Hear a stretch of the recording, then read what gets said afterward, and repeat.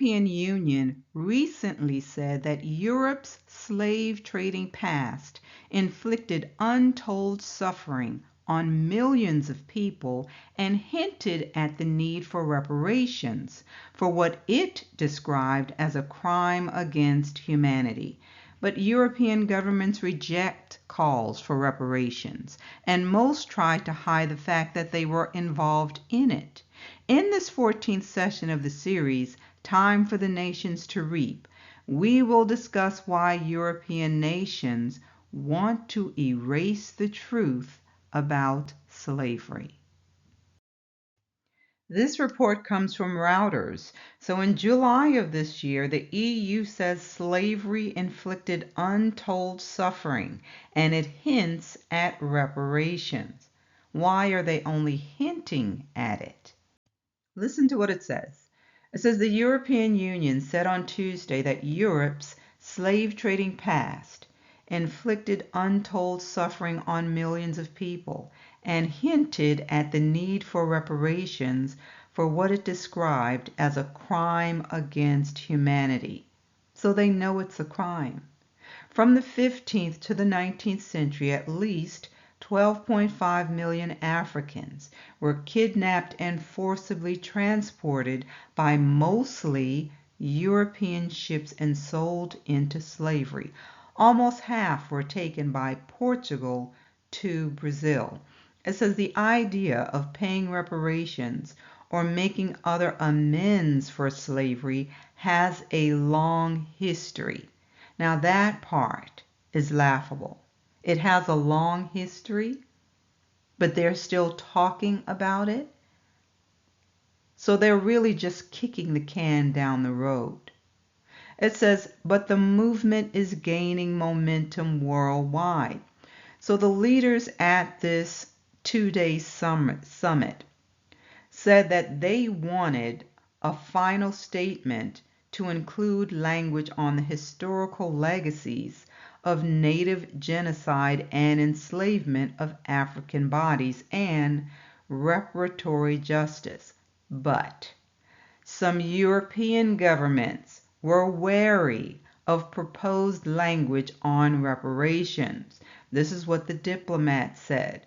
So they managed to get one statement, and this is what it said. It said slavery and the transatlantic slave trade were appalling tragedies, not only because of their abhorrent barbarism, but also in terms of their magnitude. Slavery was a crime against humanity, it said.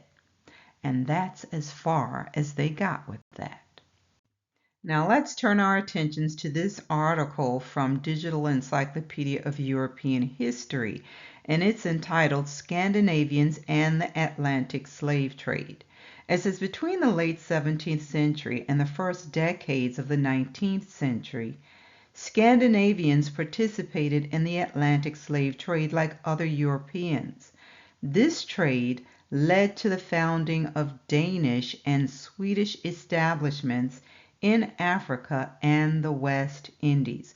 So in this session, we're going to focus on the roles of Denmark and Sweden in the slave trade. It says Scandinavians began to take an interest in large-scale Atlantic trade during the first half of the 17th century.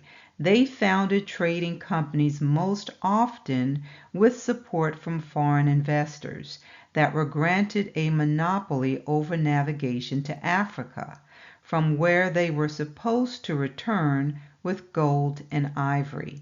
The Danes and Swedes established their first trading posts in current-day Ghana in the mid-17th century. Scandinavians, who established themselves in Africa before doing so in America, took up the slave trade. In 1650, the Swedes were authorized to provide slave labor to the Portuguese colony of Sao Tome and to load sugar there, and were later granted the right to transport slaves to the Dutch island of Curaçao. During its dozen years of activity, the Swedish African Company ultimately transported approximately 2,000 slaves, but Swedish establishments in Africa declined after a few years, whereas Danish ones endured until 1850. So it says, on the other side of the Atlantic, aside from a brief North American episode, the Swedes did not have any possessions in the West Indies before acquiring St. Bartholomew in 1784. Here once again, the Danes had a larger presence. They acquired 3 islands where the Greater and Lesser Antilles meet: St. Thomas in 1672, St. John in 1718, and St. Croix in 1733. I'll drop down. It says Denmark developed regular Atlantic navigation. The Danes engaged in the triangular trade with a total of approximately 260 voyages and deported 100,000 to 110,000 Africans between 1660 and 1806, or approximately 1% of the total Atlantic slave trade. Continuing, it says, despite the lesser participation of Scandinavians in the effective deportation of Africans, Swedish and Danish merchants invested funds in slave trading expeditions flying under foreign flags. So they were doing it, but they were being deceptive, in other words. So it says, for that matter, European slave trading fueled needs that the Scandinavians were in a position to meet. The Atlantic slave trade represented a demand that was all the more important given that the price of slaves in Africa continued to increase during the 18th century.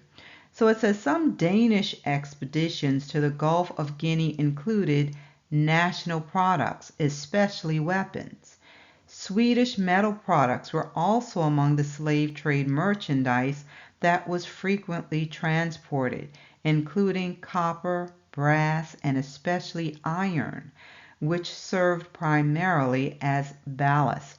So Gustav III's commitment in 1790 to do everything he could so that his subjects would not engage in the slave trade basically failed because they were doing it under a false flag. It says Denmark was the first European country to abolish it. As a royal decree in 1792, they banned the transportation of slaves under the Danish flag in 10 years' time. Listen to what it says. However, the measure had a perverse effect, as it stimulated demand for slaves on the part of the colonists, who hoped that their slave population would grow large enough to reproduce itself without external contribution. So it says, while Scandinavians were minor actors in the large-scale European slave trade, they were nevertheless involved in this traffic. While they lacked the demographic and financial means to support a genuine colonial policy and play a more active role in the deportation of Africans, for them, the black slave trade was an avenue for opening up to non-European horizons and for becoming a part of the dynamic of global interconnection. So it goes on to say the average number of Africans taken on by Danish ships increased tenfold between 1660 and 1733. So it says throughout the 18th century, periods of Danish neutrality during French-British conflicts were prosperous times for the slave trade. In fact, the percentage of the slave population continued to grow in Danish colonies. Listen, it says close study of shipments of slaves and their subsequent fate during the 18th century shows that only 60% of them were bound for Danish islands, with the remainder ultimately arriving in neighboring territories. The absence of a plantation economy in St. Thomas made it a place of transit for many slaves who were subsequently smuggled to other islands.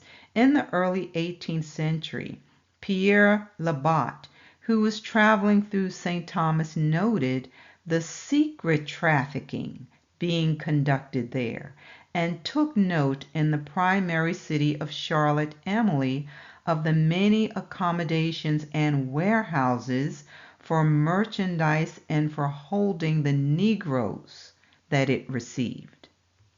Now, what's happening is that both Denmark and Sweden are trying to downplay their role in the slave trade. They only want to talk about how they helped to abolish the trade, but both nations had a significant role. So let's focus on Denmark. We're looking at an excerpt from Harvard Library Office for Scholarly Communication, and it's talking about Denmark's veiled role in slavery in the Americas.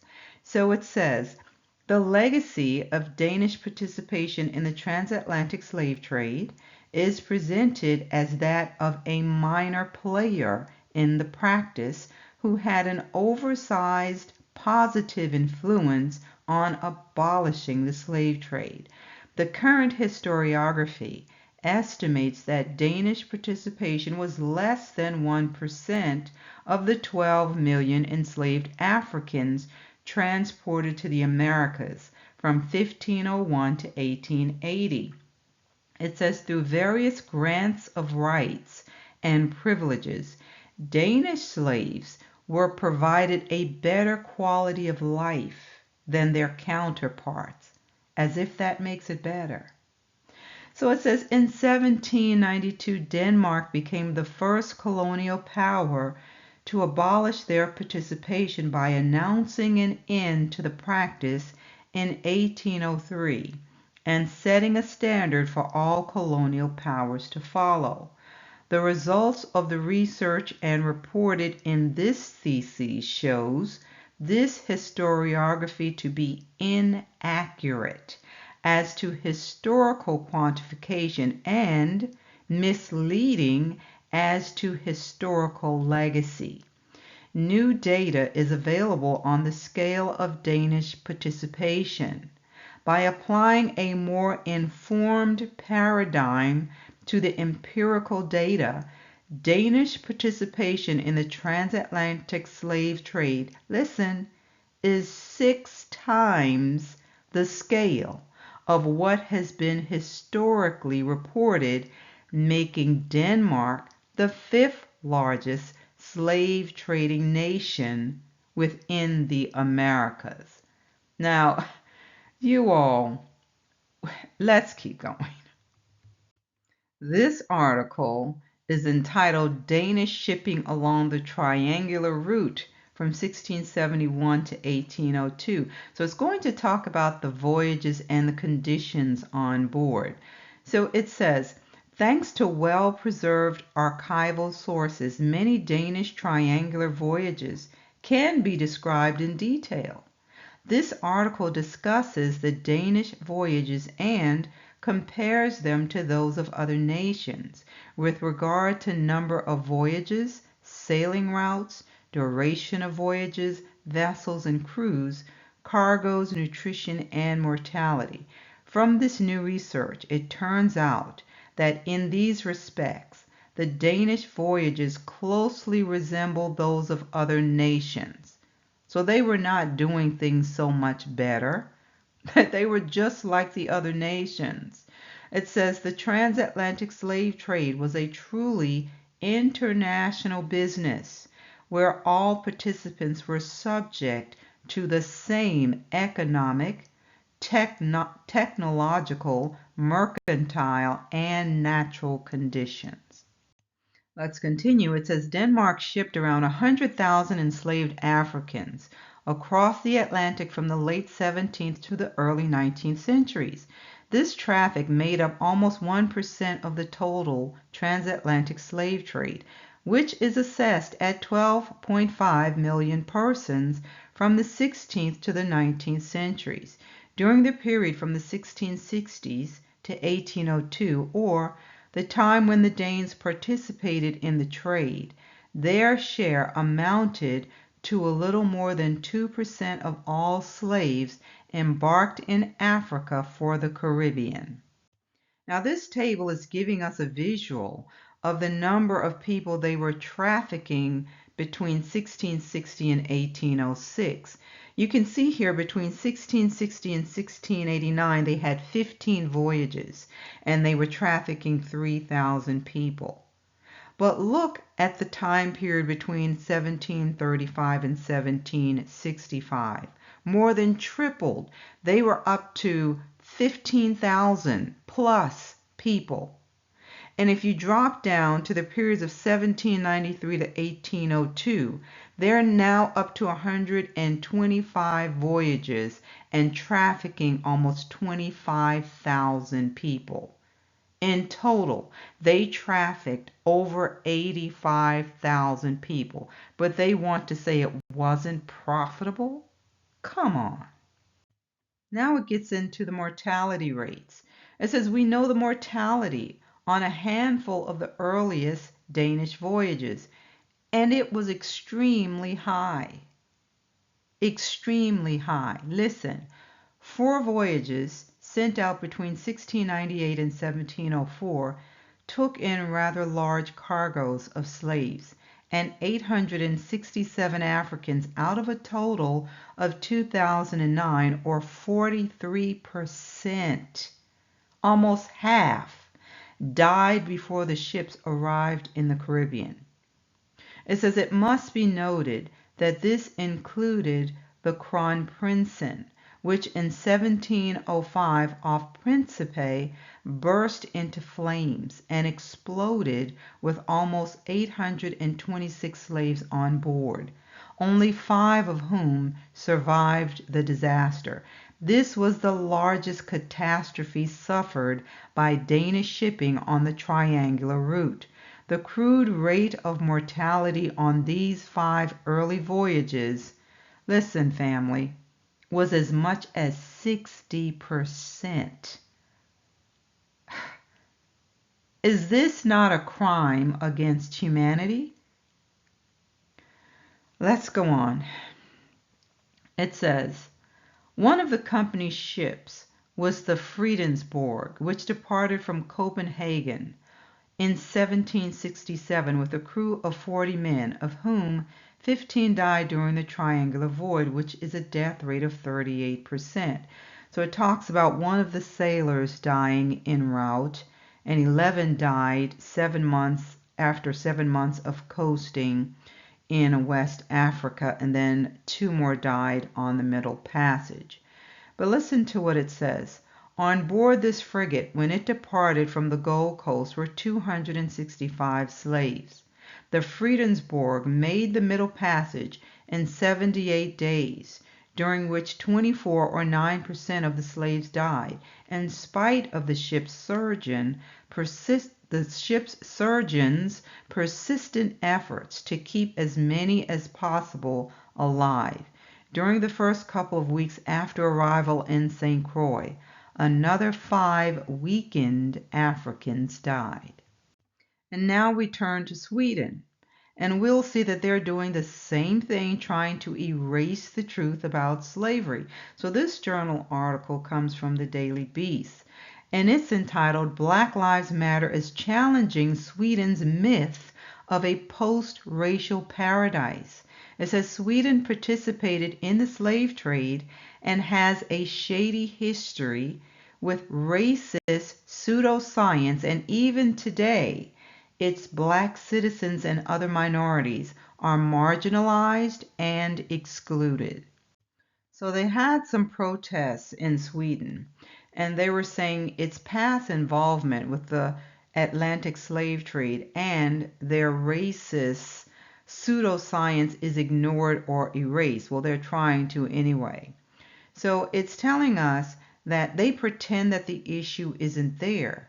Sweden only ended slavery after pressure from the UK and international players. And even then, King Gustav III said that no Swede has ever had any part in the slave trade, which is a blatant lie and feeds Swedish denialism, says Zaron. So it says Sweden, long considered a socialist utopia and a bastion of human rights by the global left, is not post-racial, nor does it have a compassionate police force. Historically, the country participated in the processes that have come to define racist systems all over the world. It says Sweden's Caribbean colony of Saint Barthélemy, now the French overseas territory of Saint Barth, was active with slave trade in the 18th and 19th centuries. Scandinavian involvement in the slave trade is often overlooked. It says, but Sweden was one of the last countries in Europe to abolish slavery, a full 14 years after the UK. It says the country's colonization of the Caribbean island is still taught in its schools as a practice in benevolent leadership. Benevolent leadership. It's interesting how these slave trading nations tend to think of themselves as being benevolent. Actually, I think they created a new definition for the word. The colonized version is, we take what you have and we show our benevolence when we allow you to have the crumbs from what we took from you. Let's keep going. The article goes on to say the country was also a cradle for the pseudoscience office biology with Swedish biologist Carl Linnaeus. For those who may not know who he is, listen up. The dissonance. Carl von Linnaeus developed a system based on a criterion of skin color and laid the basis for 19th century racial classification. Linnaeus properly began the science of anthropology. So here we have the father of anthropology. Although color classification of races dated back to the ancient Egyptians, anthropologists refer to Linnaeus's Systema Naturae of 1735 as the first modern study of man. While Linnaeus advanced classification with his use of a color criterion, he also fixed on his four families of man certain moral and intellectual peculiarities that continued into the 19th century anthropological vocabulary. He described Homo Americanus. Who might that be? That would be Native American, American Indians. Homo Americanus. And what did he say about them? He said they were reddish, choleric, obstinate, contented, and regulated by custom. Homo Europaeus, as white, fickle, sanguine, blue-eyed, gentle, and governed by laws. Homo Asiaticus, that'd be Asians, as sallow, grave, dignified, avaricious, and ruled by opinions. And Homo Afer, as black, phlegmatic, cunning, lazy, lustful, careless, and governed by caprice. These insights into what Linnaeus defined as racial character, personality traits, behavior, intelligence, language, and a host of other related categories were transmitted into subsequent attempts at a science of classification and became more fixed than the races themselves. Not a shred of science here. But it is in a book. And it's touted as science. And what's more important, my students, I teach graduate students in social work. And they'll say, but Dr. Leary, My God, we're looking at 1707 to 1778. We are, right? After all. But do you not hear these same attributions today? You know, those blacks, they're lazy, all of the exact same, am I telling the truth? In your newspapers, in your accounts of them, do you not hear these very same things? So does it matter that it started in 1707 and 1778 and has no scientific merit? That's multi-generational, is it not? It's being passed along. Part of the swallowing into the social gullet. Those are the beliefs, you see. So it doesn't matter whether it's true or not. And thank you, Carl von Linnaeus. Carl Linnaeus, yes, he was the first scientist to divide people into biologically defined races, definitions that were meant to justify the discrimination of people of color around the world for centuries. So the article goes on to say scientific racism played a large role in the definitions cited by South Africa's former government to set up the system of apartheid, which has since been deemed a crime against humanity. Linnaeus, known in Sweden as the father of taxonomy, is celebrated all over the country, but there have been calls to remove his statues, calling him the father of racial division. However, many Swedes see this as an affront to the country's heritage and protected the statue in Stockholm from possible vandalism earlier this year. It says the Swedish State Institute for Racial Biology in Uppsala continued to take a leading role in research dealing with racial eugenics well into the 1930s and facilitated the implementation of forced sterilization laws, which pertain to certain groups of people with unwanted genes, such as people of mixed race, the Swedish Romani population, and the indigenous Sami people. I'll drop down. It says, even so, modern day Sweden likes to brush over these issues of the past in a poignant example of the problem of nationalism in Europe today. So this is their ideology. Racism is not deemed a mainstream problem. It is instead seen as an expression of extremism where there are only good people or Nazis. Let's dig a little deeper into Sweden's role. This article is entitled The Little Known Role Sweden Played in the Colonial Slave Trade. Now, Frederick Thomason, a professor at Uppsala University, spent 10 years focusing on research into Sweden's colonial past. And he says there are several reasons that this period is not better known. He says, namely, it's in the history books, but it is more looked upon as a quaint episode, not really taken seriously. And then secondly, he says it's because it was an economic failure. That's how they see it. They say the colony was a loss-making project. And then he gives us another reason. He says Sweden doesn't want to remember. It doesn't really fit with the Swedish self-righteous image as a world improver. He says, I don't think there's any conspiracy, but there's been very little research. So they're trying to erase the information, basically. It goes on, it says, although Sweden was not a major colonial power and most of its colonies were short-lived, Thomason says this was not for lack of ambition. Its most significant colony was St. Bartholomew, which it owned for nearly a century. The island's capital city of Gustavia is named after the Swedish king, and in the 18th century was Sweden's fifth largest city. Now, you all, that's not adding up. For almost 100 years, they had this colony. It was Sweden's fifth largest city, but it wasn't profitable.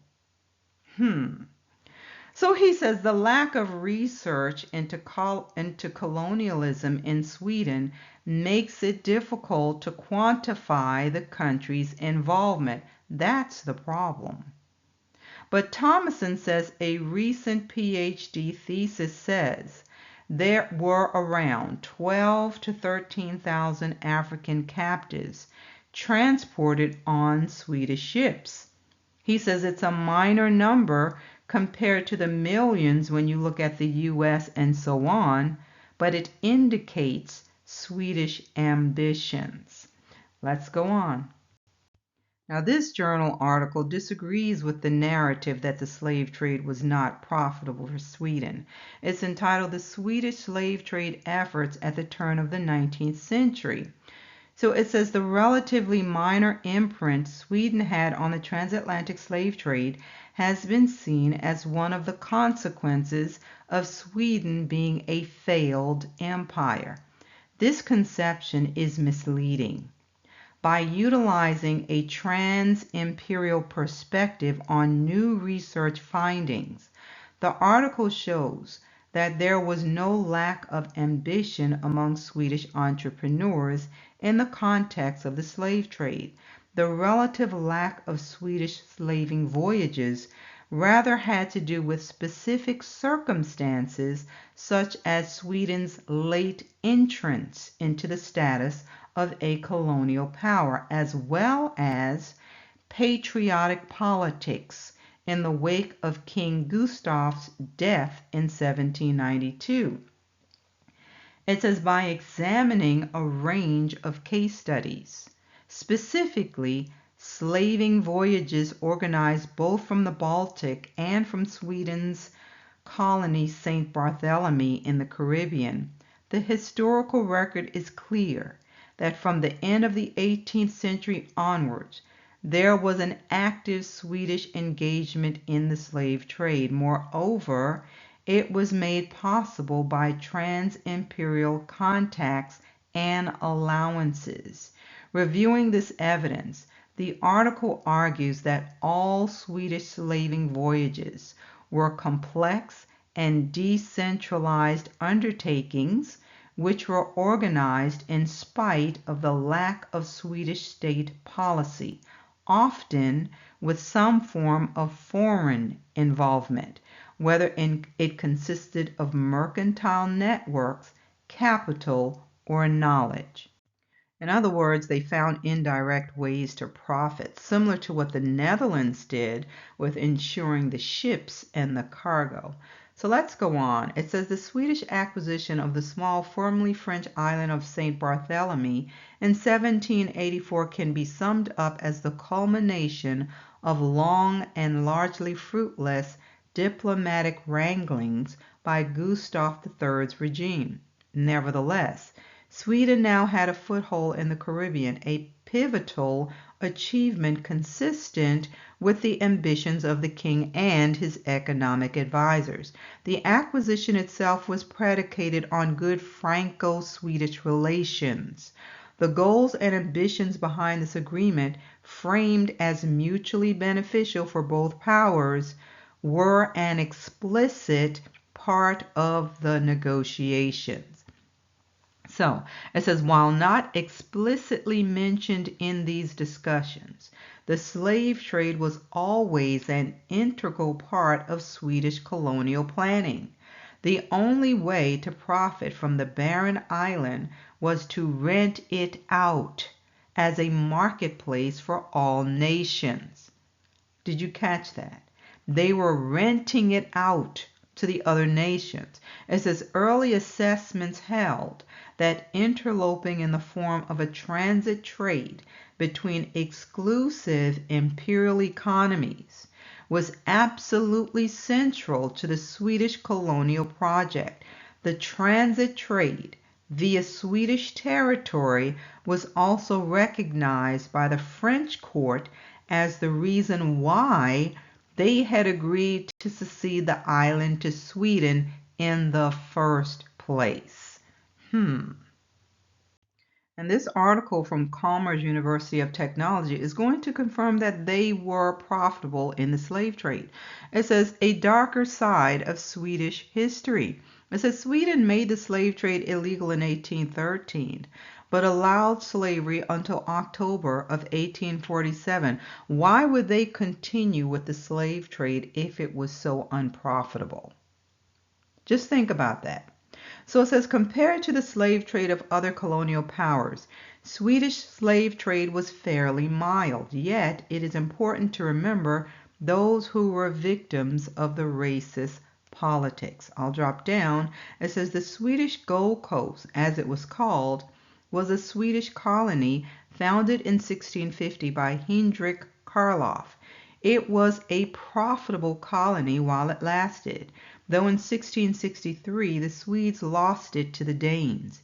During the 16th century, Sweden exported more iron than any other country, and especially British slave trade was dependent on Swedish iron in order to make ships, and tools like handcuffs. So in an article in Daily Dagens Nyheter, Carl Dalen writes that there are several testimonies of how cruelly slaves were treated by Swedes on St. Bartholomew, the island in the West Indies that was a Swedish colony between 1784 and 1878. Within 15 years, there were 6,000 inhabitants living on the island. There were 739 when the Swedes arrived. Now, do you see how much growth that is? From 739 to 6,000 inhabitants. It says, and the capital, Gustavia, was Sweden's sixth biggest city. The reason for this expansion was manifold, but the Swedes made money on slave trade. So in 1786, it says King Gustav III launched the corporation Västindska Kompaniet. It says the main purpose of which was slave trade. However, with the French Revolution and the 1792 death of Gustav III, the ambition to create a greater Swedish slave trade waned, even though Sweden and St. Bartholomew continued to make money on slaves for some time. It says to control the dark-skinned inhabitants on the island, a slave law was introduced by Governor Pierre Herman von Rosenstein. According to this law, slaves were to be whipped if they were caught dancing without permission, or right before they were to be executed, and executed they were if they ever fought a white person until he bled. Also, according to the law, the owners of the slaves had the right to whip their slaves themselves, although never more than 29 blows. It says every whipping sounds like a gunshot, and great pieces of skin and flesh often came off, writes the Swedish botanist Bent Anders Euphrasen in 1788. The law was strict even for the free dark-skinned inhabitants of the island. It didn't take much for them to be condemned to slavery and auctioned off. The proceeds of these auctions went straight to the Swedish king, to the benefit of the king. It was printed in the auction ads. Swedish slave owners themselves were not allowed to torture their slaves with methods such as iron collars or branding. These methods were reserved for the Swedish authorities alone. Although according to an 1804 letter to the local paper, the report of St. Bartholomew, it said few Swedes seem to have bothered to follow the law. Some people in this here colony seem to lately have fallen prey to a devilish desire to torture free people of color, just as well as slaves of other people. An anonymous person writes. So listen, a year later, the paper reported that a female slave has escaped a private dungeon. Sources to the paper insisted that there were several such dungeons where female slaves were kept hidden. So, in a case from 1802, a female slave reported that she was punished because she had finished her owner's soap much too quickly. She was given 400 blows. It says this cruel punishment was witnessed by two people. It says it was perhaps especially difficult for the island's female slaves, since they were often taken as mistresses by white men. In a diary entry, Swede Robert Montgomery, then aged 54, writes that he took a 22-year-old slave as his mistress. And he's quoted as saying, "Since everybody kept telling me I needed a girl for my health." It says, when voices were raised against slavery, the need for arguments to keep slaves got more intense. Judge Olaf Eric Burgess wrote a book in 1819 in which he calls black people lazy and particularly given to lying. A year later, Pastor Carl Adolph Carlson writes, "The Negro is barely half a person. The rest is ape and tiger."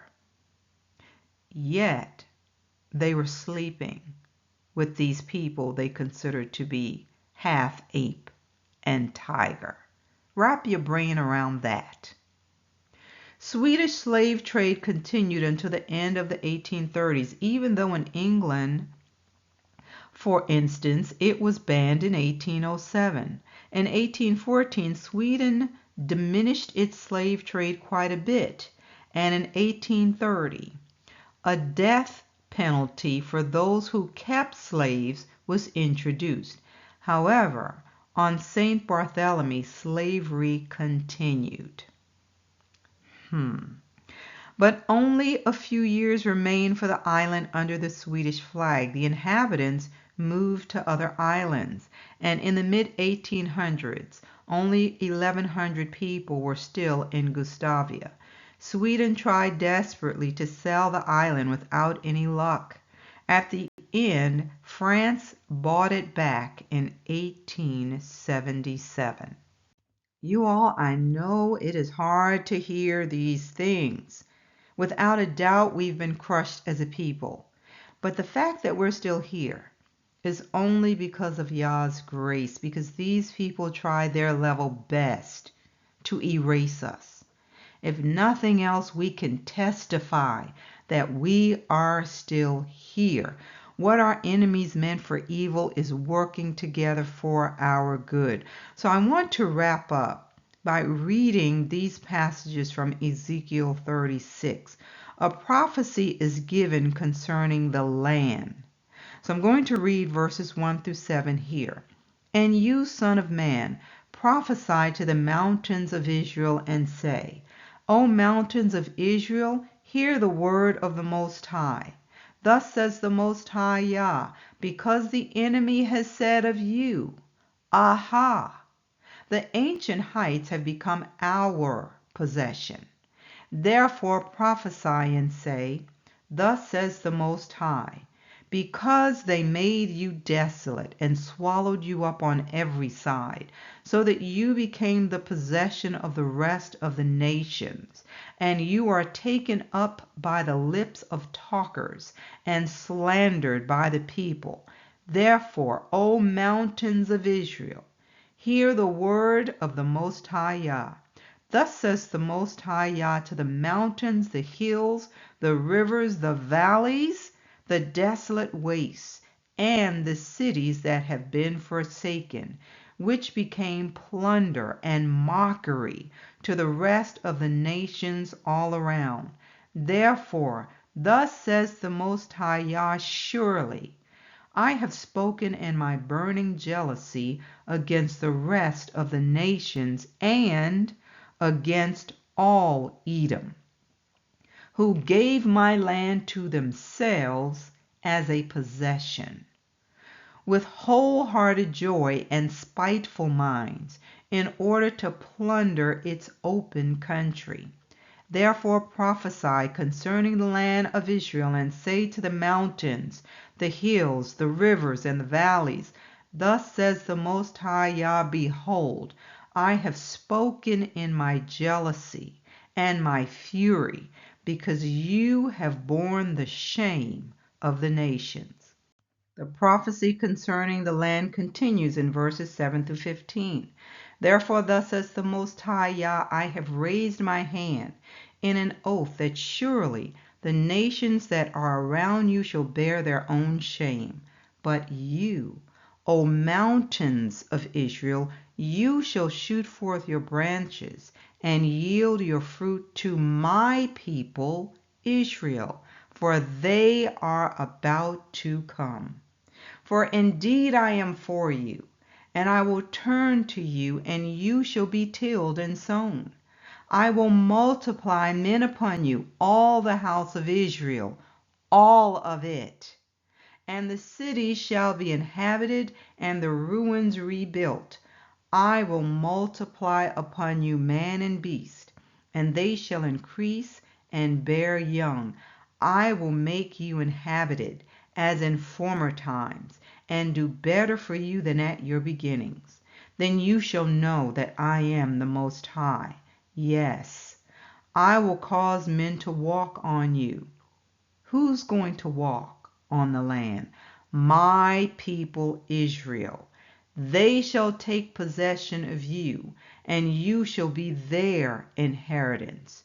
No more shall you bereave them of children. Thus says the Most High Yah, because they say to you, You devour men and bereave your nation of children. Therefore you shall devour men no more, nor bereave your nation any more, says the Most High Yah. Nor will I let you hear the taunts of the nations any more, nor bear the reproach of the peoples any more, nor shall you cause your nation to stumble any more, says the Most High Yah. Now he speaks to the prophet Ezekiel about the people and why they ended up in their condition. Then he gives him a prophetic word about their deliverance and restoration.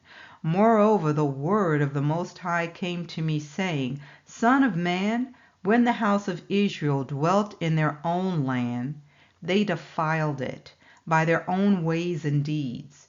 To me their way was like the uncleanness of a woman in her customary impurity.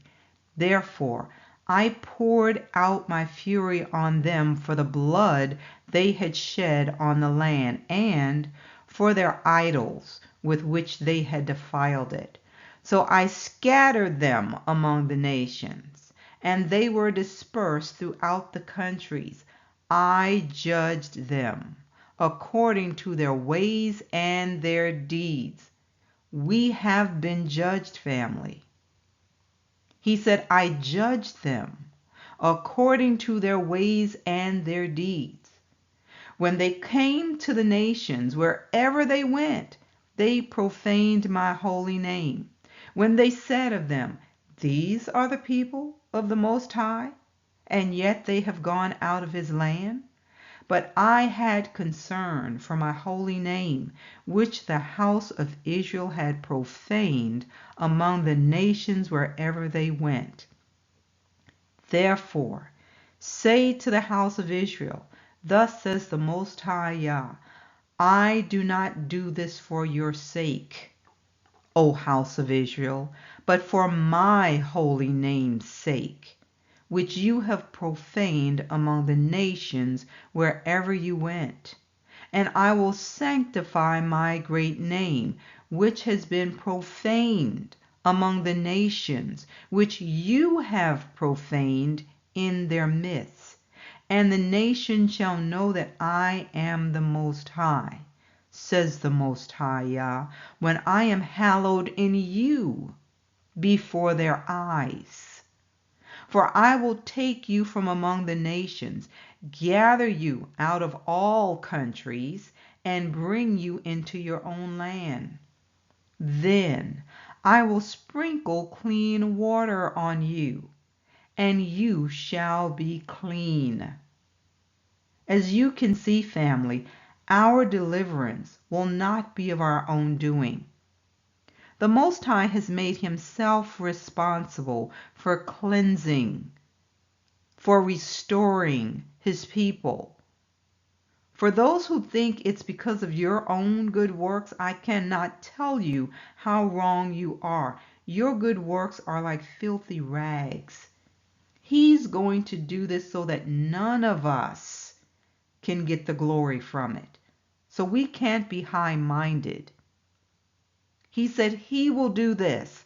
I will cleanse you from all your filthiness and from all your idols. I will give you a new heart and put a new spirit within you. I will take the heart of stone out of your flesh and give you a heart of flesh. I will put my spirit within you and cause you to walk in my statutes. He said he will cause us to walk in his statutes. He says, and you will keep my judgment and do them. Then you shall dwell in the land that I gave to your fathers. You shall be my people, and I will be your Most High. I will deliver you from all your uncleannesses. I will call for the grain and multiply it, and bring no famine upon you. Now we see the blessings that's being restored. Let's go on. It goes on. He says, I will multiply the fruit of your trees and the increase of your fields, so that you need never again bear the reproach of famine among the nations. Then you will remember your evil ways and your deeds that were not good, and you will loathe yourselves in your own sight for your iniquities and your abominations. But listen, not for your sake do I do this, says the Most High Yah. Let it be known to you. He said, be ashamed and confounded for your own ways, O house of Israel. Thus says the Most High Yah, on the day that I cleanse you from all your iniquities, I will also enable you to dwell in the cities, and the ruins shall be rebuilt. The desolate land shall be tilled instead of lying desolate in the sight of all who pass by. So they will say, this land that was desolate has become like the Garden of Eden, and the wasted, desolate, and ruined cities are now fortified and inhabited. Then the nations which are left all around you shall know that I, the Most High, have rebuilt the ruined places and planted what was desolate. I, the Most High, have spoken it, and I will do it. Listen to what else he says. Thus says the Most High Yah, I will also let the house of Israel inquire of me to do this for them. I will increase their men like a flock offered as holy sacrifices, like the flock at Jerusalem on its feast days. So shall the ruined cities be filled with the flocks of men. Then they shall know that I am the Most High. Isn't that good news? Salvation comes to the house of Israel. Those women who are still looking for husbands. You know that song, It's Raining Men? I don't think you'll have a problem. Praise Yah. So we're going to wrap up here. If this message has been a blessing to you, remember to hit the like, share it, and you're welcome to subscribe if you have not already done so. Join me next time. Be blessed, family.